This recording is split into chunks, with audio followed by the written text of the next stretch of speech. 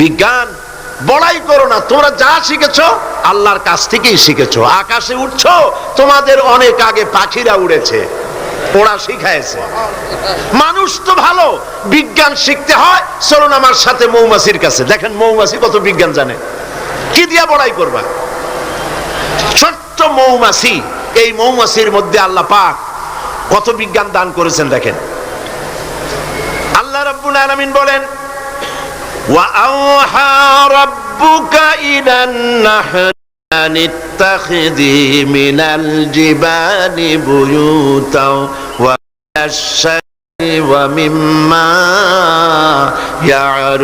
ইয়ারুশুন। আল্লাহ পাক বলছেন, ওয়া আওহা রাব্বুকা ইলান নাহলে, মৌমাছি পৃথিবীর মানুষকে 4টা বিজ্ঞান শিখাইছে। কয়টা বিজ্ঞান? দেখুন 4টি বিজ্ঞান কি। মৌমাছি, আল্লাহ পাক বলেন আমি মৌমাছিকে, মৌমাছির উপর একটা সূরা আছে না, জোরে কোন আছে না? সূরাটার নাম কি? সূরা নাহল। মৌমাছির উপর একটা সূরা। আল্লাহ পাক বলছেন আমি মধুমক্ষিকাকে ওহী করেছি। তার মানে এই নয় যে মৌমাছির কাছে জিবরাইল পাঠাইছি। ওহী যখন নবীর ক্ষেত্রে ওহী শব্দ আসে, তার অর্থ হলো প্রত্যাদেশ। জিবরাইলের মারফতে আল্লাহ পাক ওহী পাঠান।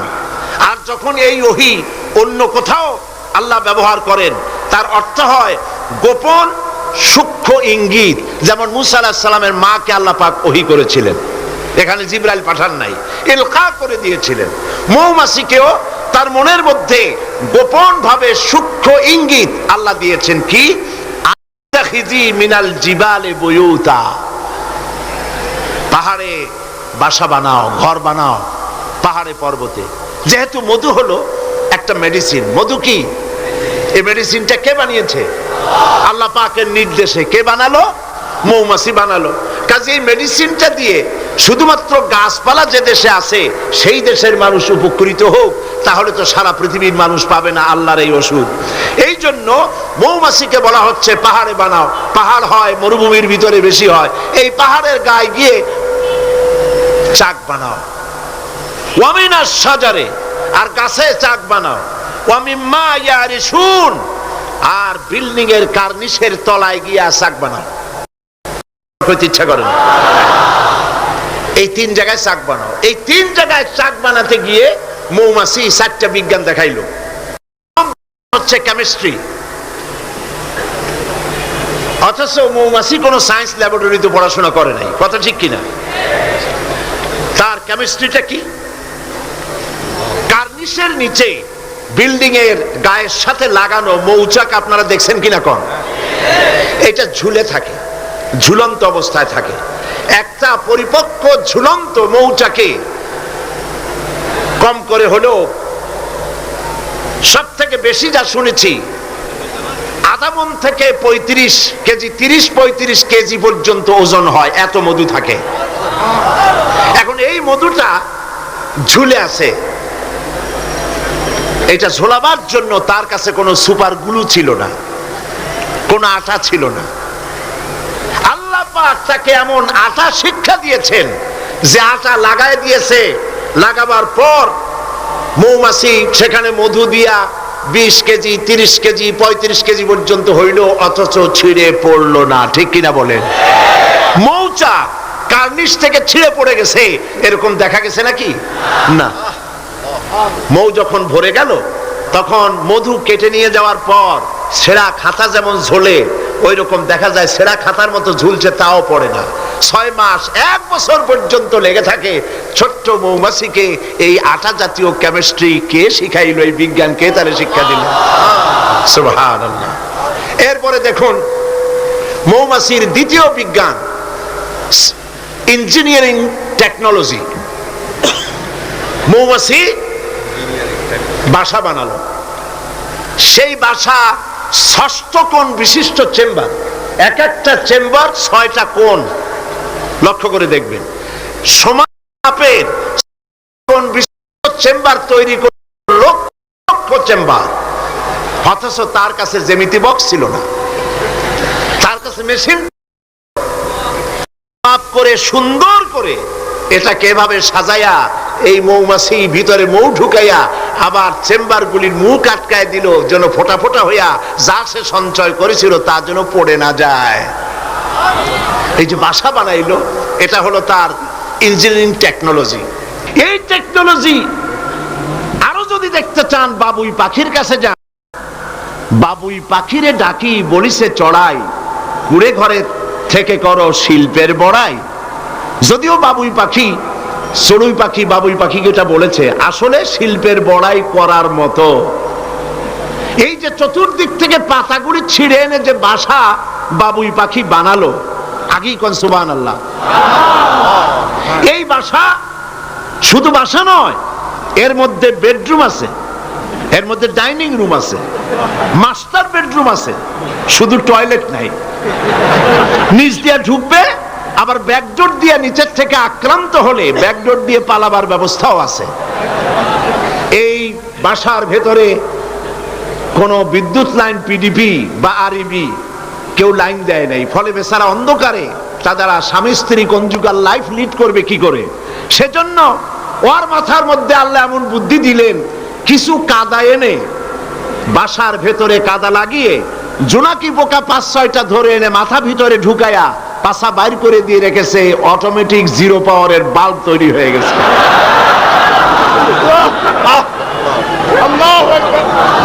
ইঞ্জিনিয়ারিং টেকনোলজি আর কারে বলে?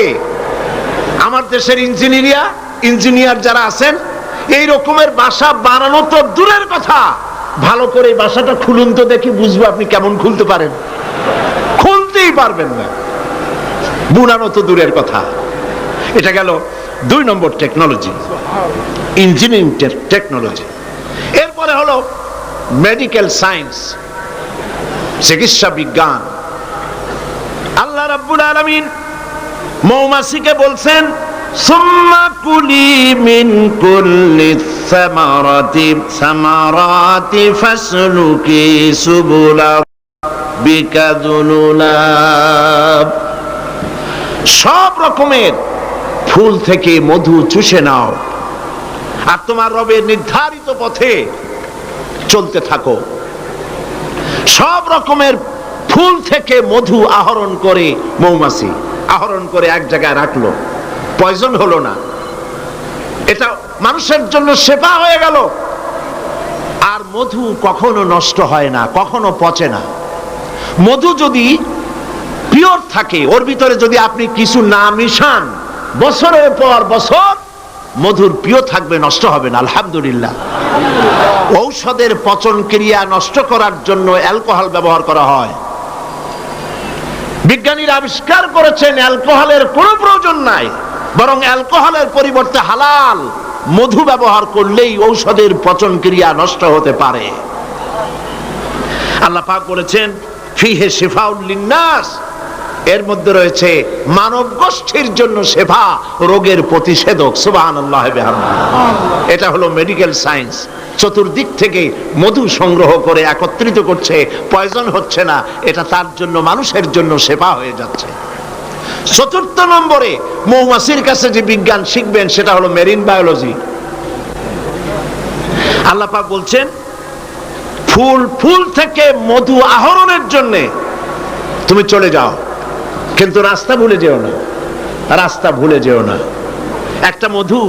একটা মৌমাছি তার বাসা থেকে, এগুলো নিয়ে যারা রিসার্চ করেছেন, প্রাণীতত্ত্ববিদরা বলেছেন, মৌমাছি ফুল থেকে মধু গ্রহণ করার জন্য নিজের বাসা থেকে 10 মাইল পর্যন্ত দূরে চলে যায়। আপনারা কোনোদিন দেখেছেন কোন মৌমাছি আপনার ঘরে এসে পথ খুঁজতেছে, বাবা বাসা হারাইছি, যাবো কোন পথে, তালাশ করছে কখনো? আল্লাহ পাক বলছেন, তুমি যাবে ফুল থেকে মধু আহরণ করার জন্য, রাস্তা ভুলে যেও না। সুবহানাল্লাহ বিহামদিহি। সমুদ্রের ভিতরে নাবিকেরা যখন জাহাজ চালায়,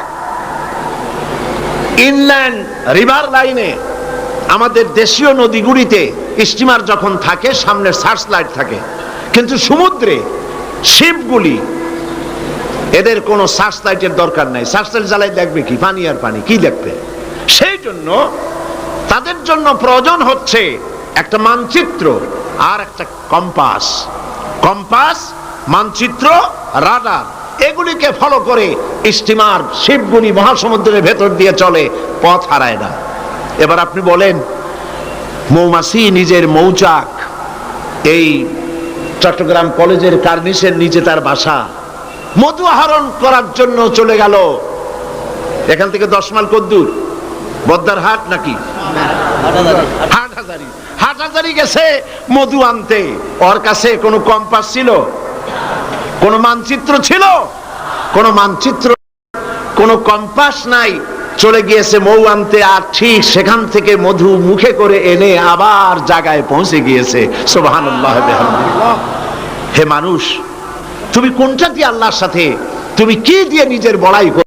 কোন ক্ষেত্রেই মানুষের বড়াই নয়, সমস্ত শ্রেষ্ঠত্ব, বিরাটত্ব, মহানত্ব সবটাই আল্লাহ রাব্বুল আলামিনের জন্য। জোরে সরে বলেন আল্লাহু আকবার। এখন মুনাজাত হবে, মুনাজাতের জন্য দাঁড়ানো ভাইরা সব বসে। আল্লাহুম্মা আমিন। রব্বানা যালামনা أنفسنا وإن لم تغفر لنا وترحمنا لنكونن من الخاسرين। أي الله تعالى লাখ লাখো মুসলমান নরনারী দীর্ঘক্ষণ ধরে আমরা তোমার দ্বীনের কথা, কোরআনের কথা শুনেছি। আল্লাহ তাআলা মেহেরবানি করে সওয়াবটুকুন জনাবে মুহাম্মদুর রাসূলুল্লাহ সাল্লাল্লাহু আলাইহি ওয়াসাল্লামের রূহ মুবারকে পৌঁছায় দাও। আমাদের মধ্য থেকে যাদের মা বাপ দুনিয়া থেকে বিদায় হয়ে গেছে, আল্লাহ দয়া করে কবরগুলিকে জান্নাতের টুকরায় পরিণত করে দাও। আমাদের বন্ধু বান্ধব, আত্মীয় স্বজন যার যা মারা গেছে প্রত্যেকের রুহের পরে সওয়াব পৌঁছায় দাও। রব্বুল আলামিন, সারা জীবন যত গুনাহ করেছি আমাদের জিন্দেগীর সকল গুনাহ খাতা মাফ করে দাও। রব্বুল আলামিন, আমাদের প্রিয় জন্মভূমি বাংলাদেশ, এই জমিন আমাদের জন্য তোমার দেওয়া বিশেষ নিয়ামত। আয় আল্লাহ, এই দেশের হেফাজত, এদেশের স্বাধীনতার সার্বভৌমত্ব কিয়ামত পর্যন্ত তুমি অক্ষুণ্ণ রাখো।